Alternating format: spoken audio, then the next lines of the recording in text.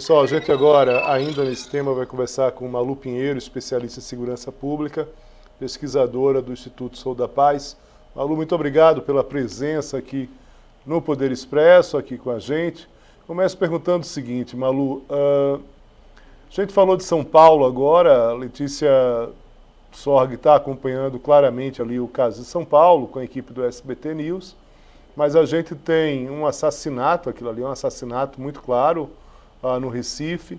A polícia baiana, né, comandada por uma gestão de esquerda, é uma polícia mais violenta do país, segundo todos os dados, em qualquer pesquisa se mostra isso. Se mostra que, na verdade, essa violência policial ela não tem cor de governo no sentido partidária, né? Não tem uma identidade partidária ou ideológica, seja de esquerda ou de direita. A gente falou muito do Tarcísio, dessa mudança de postura dele, mas eu queria falar um pouco sobre o governo federal. O governo Lula, no início ali da transição, tentou estabelecer ali, se chegou a pensar no Ministério próprio de Segurança Pública, para unificar mais as ações policiais. Não vingou a ideia de um ministério próprio. Na semana, há poucos dias agora, a gente está falando há cerca de um mês, o ministro da Justiça, Ricardo Lewandowski mostrou um plano ali, numa tentativa de integração, também na questão das câmaras corporais, relacionando o uso de câmaras dos policiais aos próprios investimentos do governo federal nos governos estaduais. Eu acho que chegou a hora, Malu, chegou a hora não, já estamos muito atrasados aí de um pacto efetivo entre governo federal, entre estados, para minimamente resolver, pelo menos minimizar essa situação, porque todos esses casos aí são casos filmados. São casos filmados, são casos que uma câmera que estava ali filmando pegou essa ação policial. A gente sabe que, se fosse tratar de subnotificação a partir de imagens, seria uma subnotificação enorme, porque, na verdade, esses atos, não há dúvidas disso, são cometidos fora do uso quando se tem câmeras. Queria um pouco a tua avaliação a partir dessa responsabilidade das autoridades, não só estaduais, e falando no Brasil como um todo, mas também do próprio governo Lula, do próprio Ministério da Justiça. Boa tarde, Léo. Certamente a gente precisa tratar desse assunto, né, não somente no nível estadual, mas também no nível federal e também pensar a segurança pública com os municípios, né, tanto a participação das GCMs, assim como o Ministério da Segurança, né, de tentar tomar alguma atitude, construir diretrizes para a atuação policial que sejam mais sólidas, mais duras e que não permitam que esse tipo de caso que a gente tem acompanhado, né, nesses últimos dias, que tem vindo à tona com o uso das câmeras, ocorra, e para estabelecer que o uso das câmeras seja sim efetivo em todo o território, né, como a gente vê agora que está sendo implementado no Rio e aqui em São Paulo também, que teve um benefício, né, no seu uso, houve uma redução da letalidade policial entre 2021 e 2022, só que esses números estão retornando a subir, né, tanto no ano passado quanto nesse ano. Quando a gente compara 2023 com 2024 para São Paulo, nós vemos que os casos de letalidade aumentaram em 80% nesse período, né, comparando entre janeiro e outubro. E isso não pode ser aceitável. Eu concordo muito com a editora que estava comentando agora há pouco sobre os casos, falando que tanto da Tarcísio e Derrite fizeram comentários mais fortes agora e condenaram veementemente a atuação da polícia nesse caso do homem sendo jogado dentro do rio, mas a gente vê ao longo dos meses que a polícia tem tido a sua atuação extremamente letal, extremamente violenta, e as falas anteriores eram diferentes, né? Eram falas de apoio a essa polícia, e a gente vê que os casos eles são cometidos em sua maioria em serviço, e isso a gente não pode permitir, né? Que a polícia seja usada, utilize da força estatal para cometer crimes. Muito bem. Malu, em relação à própria atuação aí do governo federal, do governo Lula.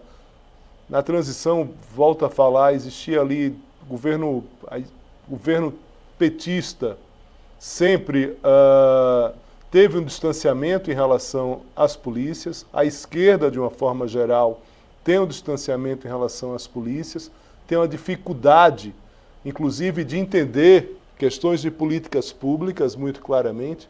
Você tem ali alguns episódios de governos estaduais mais efetivos em relação à segurança pública e, curiosamente, não se trata de governos petistas. Eu posso citar exemplos do Espírito Santo, posso citar exemplos de Pernambuco, posso citar exemplos de alguns governos do próprio DF em determinado momento, mas que não eram comandados pelo PT, ou seja, eram comandados por partidos de esquerda, no caso o PSB, mas não pelo PT. O PT me parece que sempre teve uma dificuldade de tratar a segurança pública como política de segurança pública efetivamente. A gente pode ter ali no começo do governo Lula o Luiz Eduardo Soares, efetivamente ali tendo um trabalho mais efetivo, mas em determinado momento foi outro também que acabou não conseguindo vingar ali uma política mais forte de segurança pública. Queria que você falasse um pouco sobre esse desafio do governo do PT em relação à segurança pública. A pauta da segurança, ela é uma pauta difícil, né? Porque mexe com a sensação de segurança das pessoas no cotidiano, mexe com os bens da população, né? Que muitas vezes é furtada, roubada, indo para o trabalho, voltando do trabalho. Então, os políticos, né, eles têm muita dificuldade, os partidos, tanto de esquerda quanto de direita, vêm atuando de uma forma muito pouco eficaz, né, eu diria, na segurança pública. O que a gente tem hoje é a toque de caixa, assim, de políticas que nos auxiliam, né, no controle da segurança. Para citar um exemplo com quem a gente trabalha mais, é, por exemplo, o controle de armas.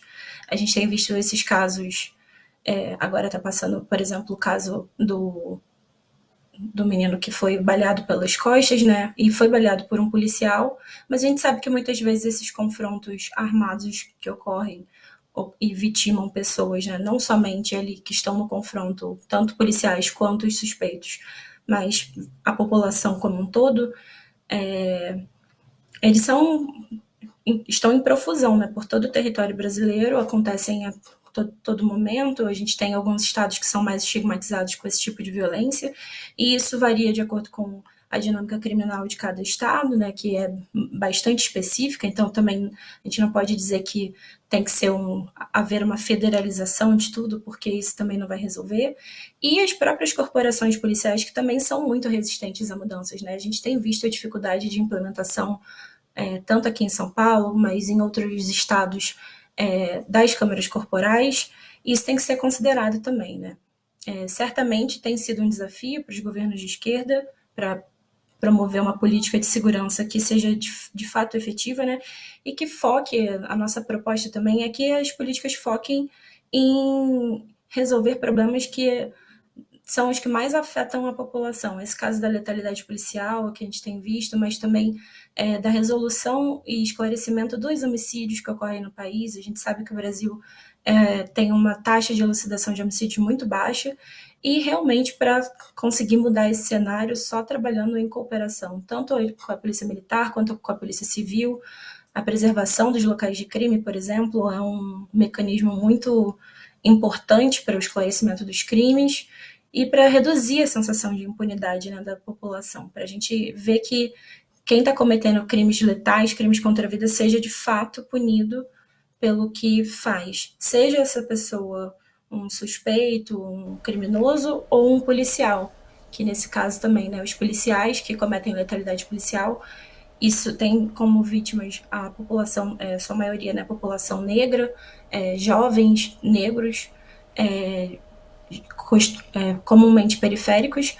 E a gente vê aqui no caso de São Paulo, um estudo recente que foi lançado, somente 2% dos policiais que foram indiciados, né, no período entre 2015 e 2020 tiveram os casos de fato levados a júri e foram condenados, né? É um número muito baixo, mais baixo ainda do que os números para letalidade no geral, né?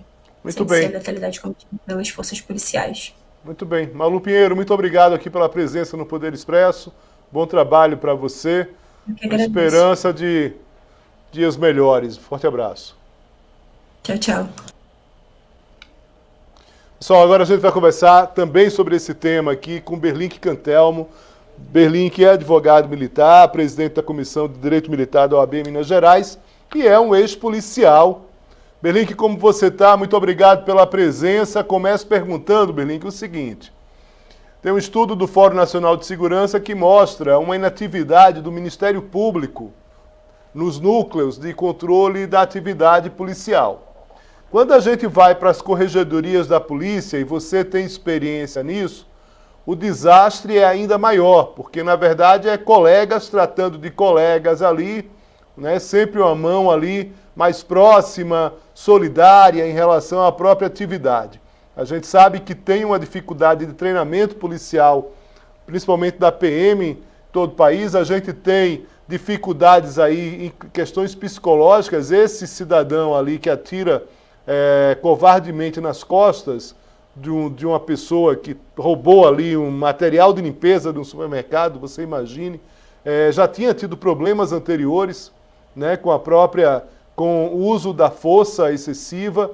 Berlink, qual é o tamanho da dificuldade que a gente tem, considerando que as corregedorias policiais aparentemente não conseguem resolver efetivamente essa situação de maus policiais? É bom, Berlink, mais uma vez também falar que a gente não está tratando de toda a polícia. A gente sabe que não é toda a polícia que trabalha dessa forma e trabalha desse jeito, dessa forma como esses policiais que estavam numa ponte, pegar um cidadão ali, independente de qualquer coisa, independente de crime ou coisa parecida, pegar o cara ali pela camisa e jogar numa ponte do outro lado. Berlink, muito obrigado aqui pela presença. Prezado Léo, boa tarde. Eu quem agradeço mais uma vez pela oportunidade, sabe que é sempre uma honra, um prazer poder falar ao SBT News e ao Poder Expresso. Léo, partindo de uma análise profunda de todos esses contextos que nós temos vivenciado ultimamente na segurança pública, incluindo um aumento de supostos casos de violência policial, acredito que antes de nós fazermos uma análise sobre o aspecto correcional do trabalho das corregedorias, é importante que nós, enquanto sociedade, e as instituições, enquanto prestadores de serviço público, transfiram os seus olhares para o quanto a tropa vem sendo adoecida. As tropas estão adoecidas, Léo. E esse é um dado que precisa ser tratado com muita sensibilidade, com todo respeito a essas vítimas desses abusos cometidos por esses policiais. E não estou aqui também generalizando. Mas olha, Léo, há anos nós fazemos um trabalho, e um trabalho difícil do ponto de vista da transparência, que é tentar trazer à tona e ao conhecimento da sociedade o quantitativo de militares, de policiais civis, de policiais penais, de guardas municipais que vêm sendo lançados a determinadas patologias psíquicas. Todas as provocações lançadas por nós a essas instituições são respondidas de maneira evasiva, obscura, ou às vezes nem são respondidas do ponto de vista estatístico, qualitativo e quantitativo, de quantos homens, de qual percentual do efetivo está hoje doente, está hoje adoecido, sem condições de trabalhar nas ruas, sem condições de portar uma arma de fogo, sem condições, inclusive, de aferir proporcionalidade e razoabilidade no uso da força. Esse é o primeiro tópico. Segundo tópico, com relação à atividade correcional. Nós não podemos generalizar, eu concordo contigo, Léo, mas nem toda força policial tem uma força correcional paternalista e corporativista. Digo isso porque nos 26 estados da federação, e fazendo um parênteses aqui para tratar das polícias militares, todas elas, com exceção de Minas Gerais, trabalham com regime disciplinar diferenciado, regime disciplinar às vezes do Exército ou regime disciplinar das forças militares estaduais, que é um regime considerado altamente rígido do ponto de vista de enquadramento disciplinar, com exceção de Minas Gerais, que trabalha sob a égide de um código de ética, Lei 14.310 de 2002. Mas é óbvio que, a depender de determinados casos, com roupagens operacionais, a apuração tende a ser uma apuração voltada para um manual técnico profissional, para uma metodologia de aplicação do serviço de segurança pública. Ou seja, o erro está numa apuração paternalista, numa apuração correcional corporativista ou na edição dos manuais técnicos profissionais, na construção pedagógica e educacional desse policial militar ou desse policial civil ou desse guarda municipal que vai agir ali ostensivamente num portfólio de repressão qualificada. Não uso desse argumento para tentar justificar uma ação nefasta como essa que a gente acaba de ver agora aqui na tela. Não há, em manual algum, chancela, autorização para um policial militar, de maneira deliberada e inopinada, pegar um cidadão, independente do crime que cometeu, independente do nível de uso da força ou da abordagem em seu escalonamento, e jogá-lo do alto de uma ponte. Assim também como não há justificativa para que um policial, numa discussão de aplicativo de trânsito, saque uma arma e efetue um disparo no peito de um motoqueiro. Assim também como não há justificativa plausível, Léo, para um policial militar alvejar 11 vezes um indivíduo que estava furtando 3, 4 amaciantes numa loja de conveniência. Não sei se todos puderam ver esse caso ocorrido, se não me engano, em São Paulo ontem. Mas, enfim, obviamente que nós não podemos tratar como circunstâncias pontuais. E o nascedouro disso tudo talvez não esteja na atividade correcional, Léo, e sim na ausência efetiva de tratamento desses indivíduos que, em algum momento, podem estar sofrendo de um mal psíquico não tão bem tratado do ponto de vista institucional e corporativo como deveria ser tratado. Quero dizer que não estou também generalizando que a tropa em sua totalidade, em sua integralidade, está doente. Não. O que eu quero dizer é que recente uma patente crescente de casos, não só com esse tipo de roupagem, Léo, mas também de autoextermínio, mas também de violência doméstica, de alto grau de alcoolismo, alto grau de utilização de substâncias entorpecentes e que não podem passar despercebidos aos olhos da sociedade, nem tampouco das próprias instituições, que além de ter que abrir esses dados para nós, enquanto sociedade, representantes dela, para tratarmos a questão conjuntamente, do ponto de vista de contingenciamento com metodologias, inclusive talvez de saúde pública, é demonstrar que o policial não é treinado para ser super-herói e precisa ser tratado em algum momento, guardadas as ressalvas quanto àqueles indivíduos que nem deveriam estar nas fileiras das corporações, dada aquela característica de desvio moral, desvio de caráter, desvio de conduta. Certo é que a sociedade precisa estar atenta não só a esses casos que não podem ser considerados isolados, mas também à necessidade de cobrar das instituições maior transparência e maior lisura nesse tipo de análise qualitativa e quantitativa quanto ao adoecimento da tropa. A gente tem aqui nos bastidores, Benique, claramente determinados integrantes do governo federal preocupados com essa situação. Preocupados, inclusive, com a questão do suicídio de policiais. A gente sabe que tem um número grande, cada vez maior, não, em todas as polícias praticamente. A gente está falando aí de Polícia Federal, de Polícia Militar, de Polícia Civil, mas efetivamente tem pouca ação ainda por parte do governo federal em relação a esse apoio. A gente tem que considerar também aí uma relação da própria terapia. Você como policial sabe a dificuldade de policiais em admitirem essa situação que estão vivendo e procurarem terapeutas, porque a gente sabe que ainda existe ali uma imagem